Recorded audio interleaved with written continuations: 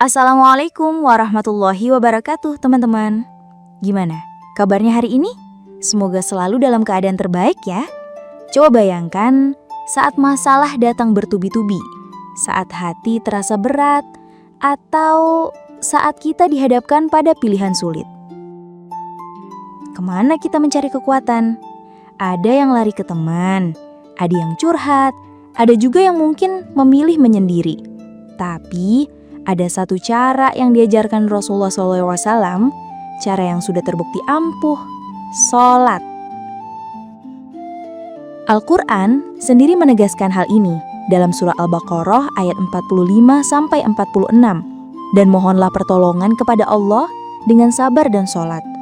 Dan sholat itu sungguh berat, kecuali bagi orang-orang yang khusyuk, yaitu mereka yang yakin bahwa mereka akan menemui Tuhannya dan bahwa mereka akan kembali kepadanya.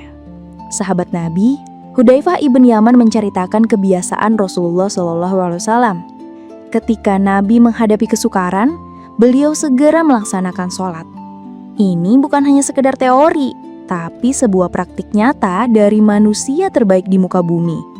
Ketika kita dihadapkan pada kesulitan, sholat adalah respon pertama beliau.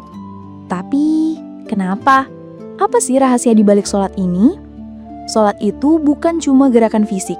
Ia adalah bentuk ibadah yang mendekatkan kita langsung kepada Allah, sumber dari segala kekuatan.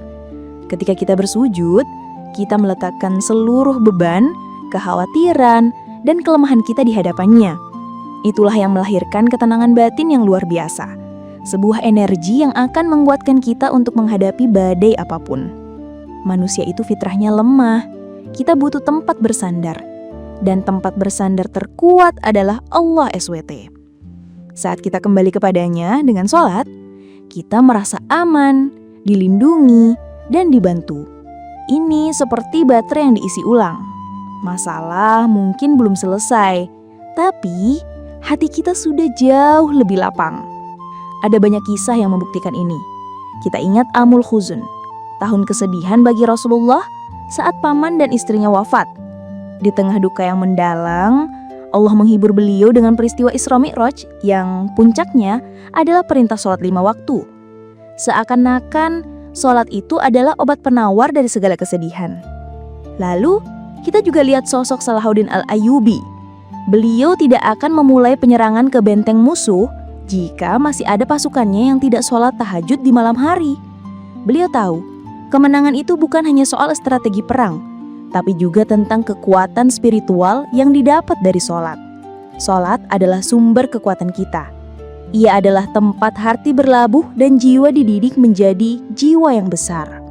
Sekarang, giliran saya mau tanya ke kalian, pengalaman apa yang paling berkesan saat sholat menjadi penolong di saat-saat sulit dalam hidupmu? Ceritakan di kolom komentar ya. Jangan lupa share video ini ke teman-teman dan keluarga kalian supaya semakin banyak yang tahu tentang kekuatan sholat ini. Like, subscribe, dan nyalakan loncengnya biar kita bisa terus belajar bersama. Sampai jumpa di video selanjutnya. Wassalamualaikum warahmatullahi wabarakatuh.